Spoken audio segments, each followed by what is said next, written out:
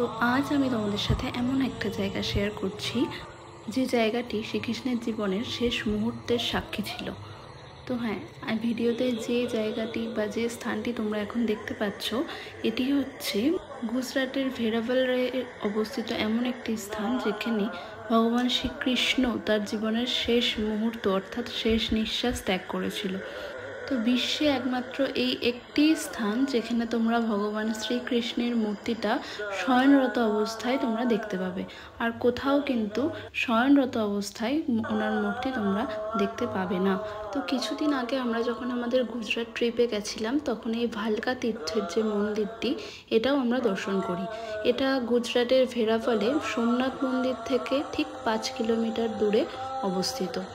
যদিও আশেপাশের লোকের সাথে কথা বলে যা জানতে পারলাম, এই জায়গাটি আগে প্রভাস নদীর তীরবর্তী অঞ্চল হিসাবে চিহ্নিত ছিল, আর এই জায়গাটা নাকি জঙ্গল ছিল বলে শুনেছি।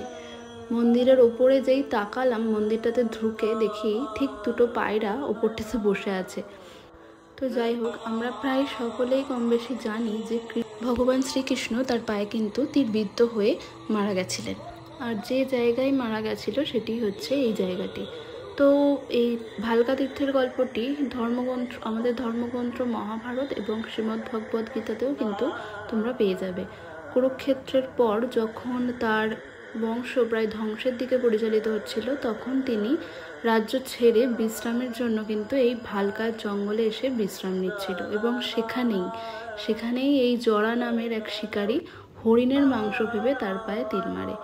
কৃষ্ণ, যিনি ঈশ্বরের অবতার, তিনি এই ঘটনাকে তার লীলার অংশ হিসাবে গ্রহণ করেন এবং মানবদেহ ত্যাগ করে বৈকুণ্ঠে ফিরে যান। আর এই ভালকা তীর্থ মন্দিরটি এই ঘটনার স্মরণেই কিন্তু সোমনাথ মন্দিরের ট্রাস্ট থেকে সংরক্ষণ করা হয়েছে।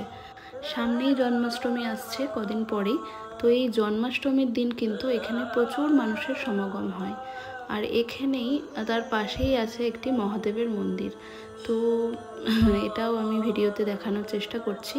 তো ভিডিওটা তোমাদের কেমন লাগলো সবাই জানিও, আর ভালো লেগে থাকলে একটা লাইক করে দিও, আর তোমরা কে কে এই জায়গা দর্শন করতে চাও সেটা অবশ্যই কমেন্টে জানিও।